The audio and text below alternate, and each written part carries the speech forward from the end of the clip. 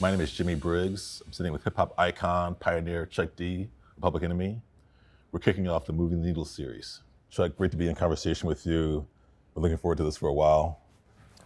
I'm looking forward to talking to a brother that has a pair of kicks that I used to wear in high school that I want so bad. I have to Thank you. confess, I'm a Oh Puma man, guy. you're very impressive. This is gonna go well. Right. Chuck, one question I've been curious about, I'm a longtime fan, going back to the 80s of you and Public Enemy. My first question is how did hip hop, how did music in general pull you out of a challenging moment or period in your life? Well, the music is a soundtrack to my art, and that's been the story of my life, right? And I always had the radio on, so I might be drawing something over here, listening to a ball game over there, and music is actually coming and just soothing the path before, middle, and after. So that's just therapy on top of therapy without me knowing that it's therapeutic. Right. So I'm a different story when it comes down to that, because to me, the art has always been my religion. It's always been my core. I could go into a corner with nothing ever since I was a child and come out of that corner content, happy with myself, and I'm able to go into myself and come out with something. So the art is in everybody. Right. You need teachers and instructors how to get the art out of people. I appreciate what you're saying, Chuck. I think for me, just on a basic, specific level, I think hip hop in particular, but music especially, got me through one of the roughest periods of my life as an adult. I'm 54 now. I've had 2 heart attacks. I've had a kidney transplant. And I spent 5 years on dialysis waiting for a transplant. Wow. I remember I lived from my apartment in Brooklyn on the subway to Mount Sinai Hospital and sit for 4 hours, 3 days a week on dialysis, on the machine, just sitting there on dialysis, waiting for my transplant. And honestly, Chuck, what got me through, I mean, I say this emotionally and authentically, were my playlists, you know, a lot of hip hop, a lot of jazz, some spoken word, but just, you know, like I said before, hip hop really as a young person, and then as an adult with kids on dialysis, got me through, because I'll tell you, man, being on dialysis for 4 hours on a machine in a room full of Black and brown folks also on dialysis, only Black and brown folks on dialysis too, you know, it was easy to feel alone, but when I, you know, had the headphones on, closed my eyes, I was a part of something. I had the strength to get through. And I think, you know, it was what you were saying before, like breaking down that Americanism and realizing hip hop. I mean, for me as a fan, as a follower, it connects me to people I've never met. And I know there's someone else in the world listening to hip hop at the same time I am. That feels good, knowing I'm not alone, you know. Wow, that's dope. Yeah, you know, growing up, I grew up originally, Chuck, in Missouri, St. Louis. Yeah. And Hotbed for a lot of music. exactly. And my mother was a teacher in Ferguson, actually. Oh, really? And you know, I was much shorter than I am now, and a chubby kid with glasses. And I just remember, like, you know, groups like yours, PE, and others, you know, just really made me feel like I belonged. You know, like I felt like, okay, I'm not the most, you know, agile athlete or, you know, the smoothest person at the party or whatever, but like, you know, putting on those headphones, putting on those records, you know, for those minutes of listening to that record, I belonged. You know, I felt a connection. Yeah. You know. Part of Public Enemy's agenda was that everywhere that we went, we would reinstill people into the area that they were from. Yeah. So if we went to a St. Louis, we would tell people like, well, we're from New York, but be proud of where you're from, and then be proud of who you are. No, I appreciate that, Chuck. I mean, to your point, man, yeah, that's what it was. That's what it was, man. I felt like, okay, I can be, you know, nerdy, you know, awkward Jimmie Briggs. Yeah. You know, and that's okay. You know, I can hang with a Chuck D, or I can hang with, you know, the guy on the football team or whatever, and just be myself, and that's fine. You know, but you know what you were saying. I've always loved about hip hop, because if you know anything about music, hip hop is a continuation Yes. of the protest movement of the music they sang. They marched in Selma and Birmingham and other parts of the South and civil rights movement. The songs, the emotions, the community. Right. Hip hop is just another iteration of that to me. Yeah, and underneath the umbrella of hip hop, that Jimmie is that thing that got me involved. And why wouldn't hip hop be that narrative? Which brings us into a whole bunch of socio-political, systemic racist reasons why young people, and especially young people of color in urban areas, aren't getting the right treatment or nutrition or programs to help them get through the day in order so they can be the best they could be. Right. So hip hop is working to make political change, social change. It lines up. It doesn't dominate the societies. It accents the societies. And people have an understanding of what the society is, what a family, and I've seen it from Africa to Croatia to parts of Asia to South America, in the name of hip hop, being able to run alongside of making sure that, boom, this country is accountable. I was in Chile years ago, and they had 900,000 people protest in Santiago for educational reform, singing "Fight the Power" and songs like that. Wow. It didn't dominate the narrative. Yeah. It was alongside of what the narrative was. You know what I'm saying? Yeah, absolutely. That's what's got to happen here. This whole we on top of the world. It ain't no pep rally, dog. It ain't like it ain't a football game, man. Right. It's like you're gonna say we, then what are we doing, man? It's like it's really, I mean, that's what has to be eradicated. It won't get better in this country unless it reaches out to the roots that it also came from, and that's outside the box. This is a hot box, man. Right. Yo, this is the box of do or die, man. I love that context, Chuck. I mean, what about hip hop called to you? I mean, you obviously, just given your decades-long career, your ambassadorship of hip hop music and culture. This is never a job for you. This has always been a calling. Yeah, I mean, to me, hip hop, long story short, was a small example of what we can be when everything else is stripped.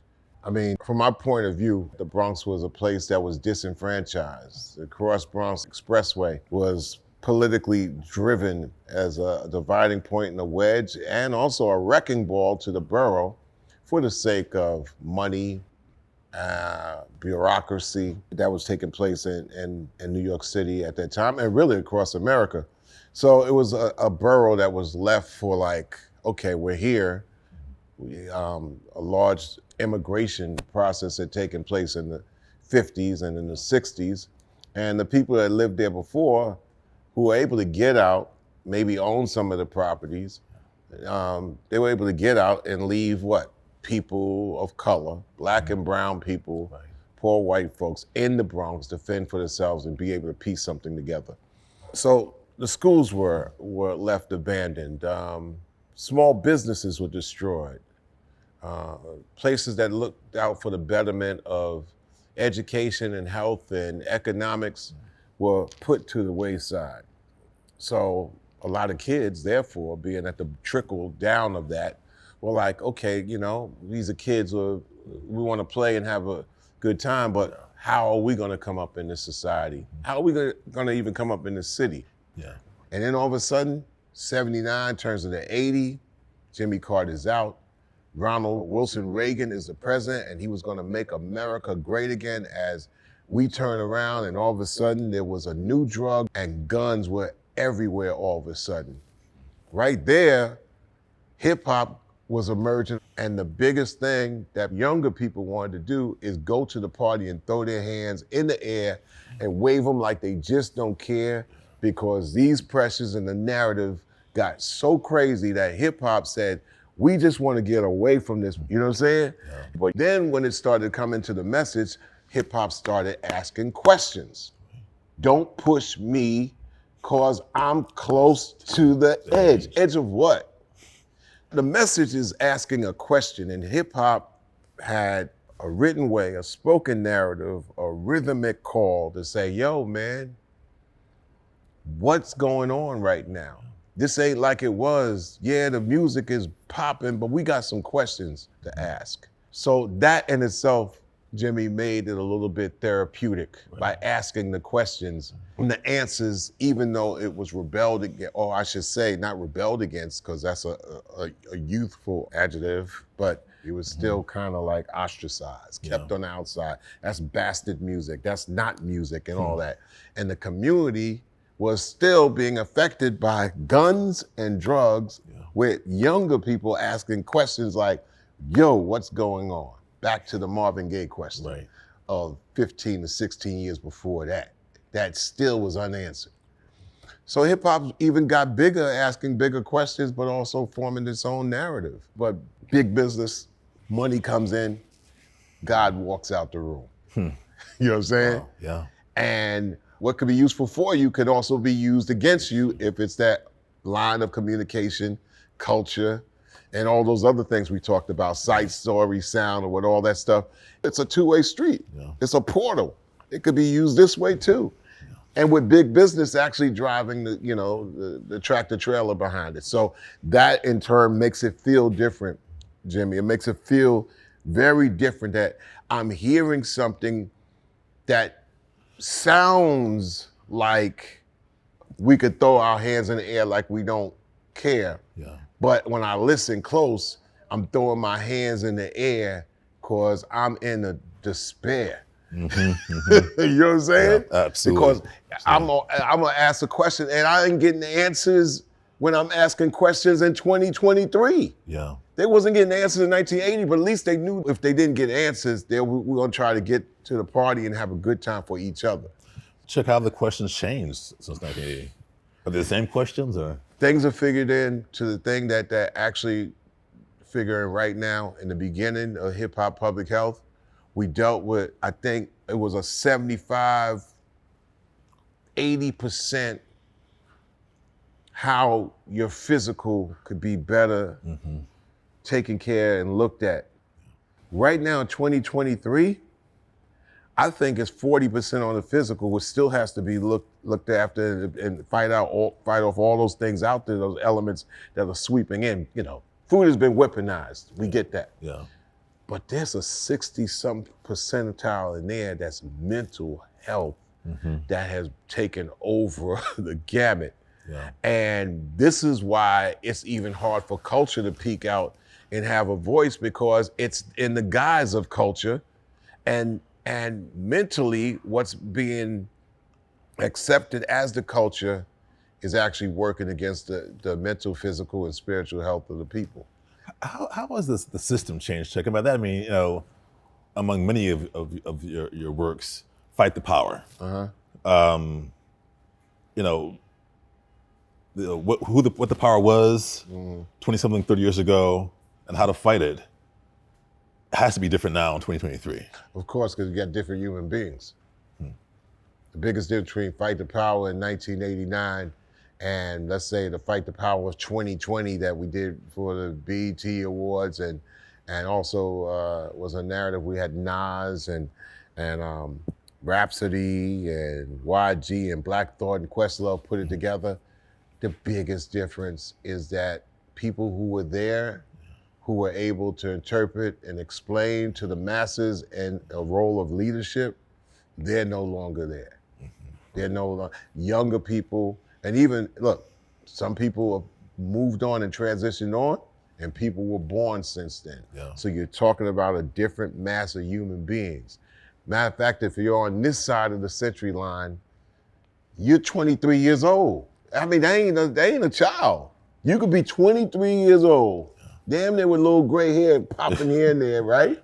And what year were you born? 2000. Their whole synapses are different. It's based on what they see. Everybody's a screen agent. So the screens have also become propaganda machines. If you think food is just weaponized, now people are weaponized against themselves mentally, which leads into what? A mass epidemic of mental illness. That's right. And to your point, one of the things that Dr. Williams has talked about, G.D. Williams has talked about with me, and I know with you, Chuck, is hip hop's potential, the opportunity of hip hop culture and music to address trauma, mental wellness, Yeah. Intergenerational trauma and health.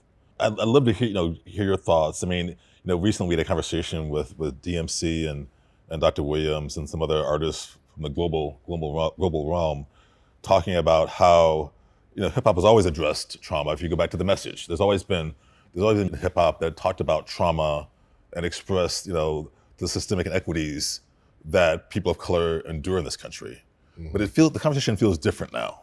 So from your perspective, Chuck, how can we, as a community, as a culture, as folks who embrace and love the culture, change the mindset, change the behavior of those behind us in terms of talking about healthy manhood, in terms of talking about taking care of your bodies and your minds? Because it seems to me, Chuck, correct me if I'm wrong, hip hop in particular has not always openly talked about health issues, talked about mental illness. So how do we move that needle? How do we move that, again, change the mindsets to embrace, to make it okay, to make it acceptable to say I'm suicidal, to say I'm depressed, to say I'm struggling, but my manhood's not in question because I'm struggling. Number one, you got to pay, tell people that paying attention is the cheapest price to pay. And there's inevitables. And somebody has to come with the hard lesson that what makes the lesson a little easier is that collectives can buffer the weight of the pressure that somebody feels that, something's coming down on them. So, there's inevitables. Hip hop, when it was a younger art form and everybody was like, whoa, oh wow, that person's 35 and they're really old. When I first turned 35 in hip hop, it was like, oh man, that was like a Mount Everest age. I'm 63, but now hearing somebody that's 50 and 40 is just like, okay, wow, that's normal, right? Yeah. But what's also abnormal and normal is the amount of people who have died in the last 10 years. Right. Aging is a great thing. You want to get there. You know what I'm saying? Yeah. It's like you got to reverse a lot of different things. Get like what manhood and all that other stuff and mental illness is like aging is good. This is what you have to do in order to age and be here. If you don't want to be here, then that brings up another conversation, and that goes right back into a reason why somebody wouldn't want to be here. It's mental illness, suicidal, depression, and all these things are caused by elements of society that make people want to think that way. Yeah. So, like the New York state of mind, New York state of mind was a good state of mind because the conditions were so terrible that you had to have an okay state of mind just to exist and breathe here. Yeah. So the conditions was terrible, but people the people were good. Even now, you look at New York, right? New York is shined up, man. Absolutely. Beyond unbelievable. No question. But how much soul does it have? Does it have as much soul as it had 40 years ago? Hell no. And the conditions in New York 40 years ago was terrible. Broken glass everywhere. People pissing on, you know what I'm saying? Yeah. Rats, rats is gonna be here today and back then. But they was coexisting, because the city did what they did to the Bronx. They said, we're gonna leave y'all for dead. We ain't gonna service y'all, we're gonna service some areas. And comes down to medicine, comes down to health, education, all that. We're gonna leave y'all for dead. And out of that, sprouted brilliance. That's right. And culture. Right. Language, understanding, spirituality, all that stuff out of hip hop. As you know, Chuck, you've talked about it, and Peace talked about it for years. This is a country, this is a society where structural racism is deeply embedded in the society. Yeah. From generation to generation, how it manifests may change a little bit, it may alter a little bit, but it's still the same system. What's interesting now, especially now, it's always been the case that, I would say the mitigation, if you will, of people of color, of Black folks in the history books, in popular culture. We weren't always present in film and TV and so forth in the literature. Then we were. Now, I'm thinking back again to 1989, Fight the Power, to now, 2023. We're confronting wokeism. We're confronting anti-CRT. We're confronting, I would say, cultural erasure. how can hip hop, how can the culture, be a line of defense against that, against the erasure of the accomplishments we've made to this point? Exposure. You have erasure, you get exposure. Start knocking some heads behind the front lines. See, the front line battles that have everybody going at each other, just like when you look at a commercial on TV. We've seen a lot of faces, right? Black faces, Asian faces, different, genders going on. It's all like a free world. But who's putting the commercials together and who's greenlighting these commercials and all that? And you find out it's still 99% white. Not to say that, okay, is a problem with that. It's just like, expose and try to get some diversity behind there too. Yeah. Knock some heads behind the front lines. And all these other things going on in society, it goes back to the Harriet Tubman, conversation. She'd have freed more slaves if they realized that they were slaves. Absolutely. Right. Yeah. Yeah. If you realize that you are being subjected to all the isms in this society and you first to go and you first to suffer, when you acknowledge that, it'll make you want to get together with some situation to get some help. And that's why we say, as an organization, Hip Hop Public Health is an organization that most people should get with automatically. Exactly.